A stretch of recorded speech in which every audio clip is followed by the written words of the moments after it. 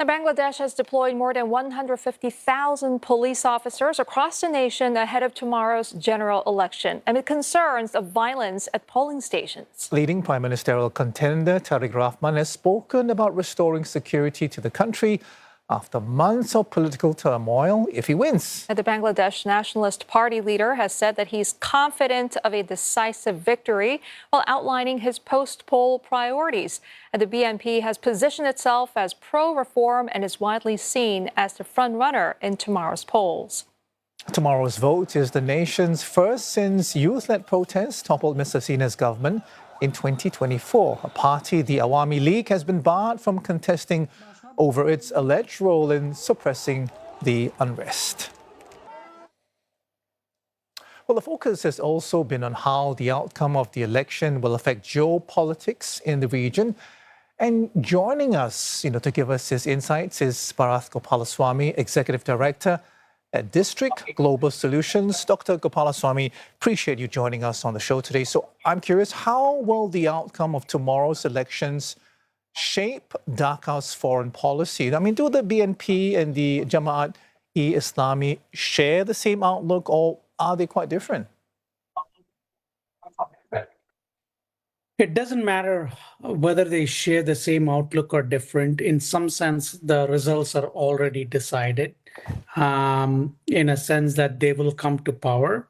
And this will be, they've shown their stripes even before they've come to power. And then they have a particular view in mind, and that's how this is going to look like, in a sense that whatever has existed in Bangladesh is going to change.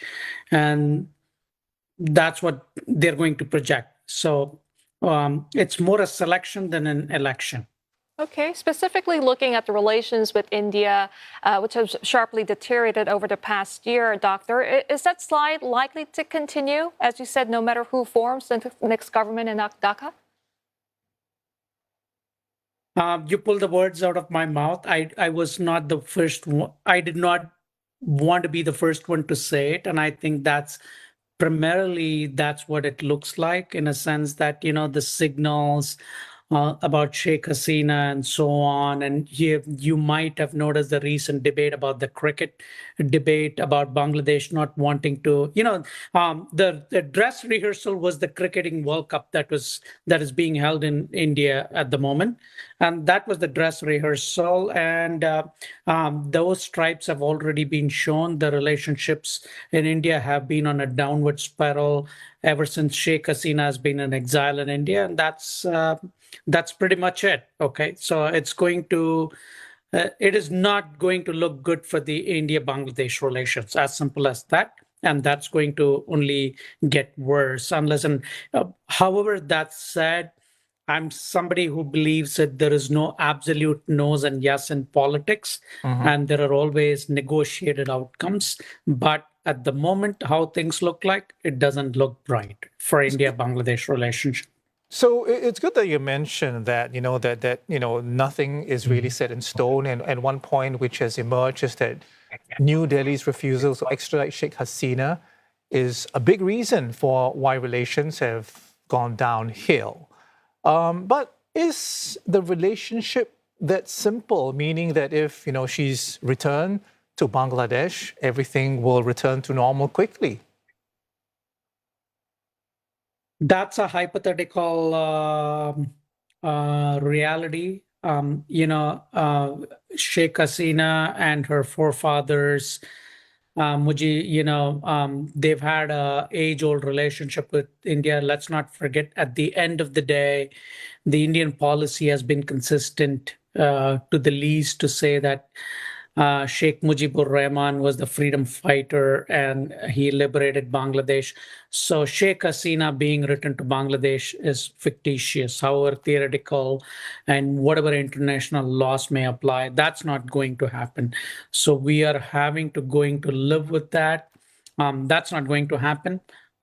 So let's debate options beneath that spectrum and threshold, and those options don't necessarily seem to exist. And as of now, India-Pakistan relationships are at a bottom line worst, and I don't think, I don't see any viable scenario under which the India-Pakistan relationship normalizes. This is a very this is you have a three-way split, and I can only see the possibility that the Pakistanis are trying to drive a wedge as deep as possible between the Indians and Bangladeshis. Good luck to them. That may or may not happen. But at the end of the day, I just think where India stands, that's where relationships stand. Okay, Doctor. And then how about Dhaka's relations with Beijing? We've seen Chinese economic and strategic presence has grown substantially. How far do you expect the next government to lean into Beijing? And how concerned will India be if it does? Let's place this into a broader context. For the last whatever foreseeable future, every country in Asia, including Dhaka, including India for that matter, has had an economic anchor tied to Beijing and a security anchor tied to the United States. And now that United States anchor is being called into question, that's a separately a different debate altogether. So India is not necessarily concerned about for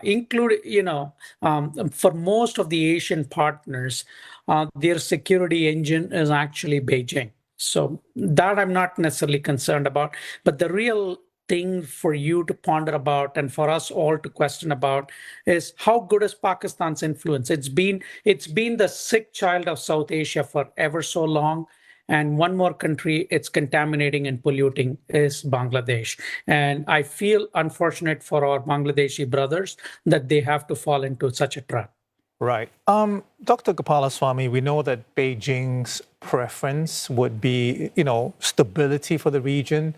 It doesn't want to interfere. But I'm wondering, does it have a preference at all? I mean, they got along very well with the Awami League. They're not in play right now. And we know that China has a number of considerations, strategic, for example, Belt and Road, access to the Bay of Bengal, keeping Dhaka away from rivals India and to a degree the United States. How do you see? Do you think Beijing would prefer one party over the other? I don't believe so. The Chinese have figured out such a way to work with any party, and the most pragmatic in some sense is, Chinese don't have a religious affiliation of sorts, right? For example, Jamaat-e-Islami doesn't mean anything to Chinese. The Chinese, in some sense, will do business with anybody that they can do business with, for that matter. Okay, so they do business with everybody. They don't have necessarily a religious affiliation. It's the Islamic Republic of Pakistan versus the People's Republic of China. So whoever the people and the party in power is, the Chinese will find and figure a way out to do business. This is evident in the case in Sri Lanka. This is evident in the case in Maldives. And this will be the case in Bangladesh too. And especially in Afghanistan. They don't, since they don't have a religious ideology, they will find a way to do business with, and that's actually worked in their favor. So it doesn't matter who the party in power in Bangladesh is. I'm sure the Chinese have their formula figured out. Okay, Dr. Gopalaswamy, thank you very much for your time and your insight this morning. Bharath Gopalaswamy, Executive Director at District Global Solutions.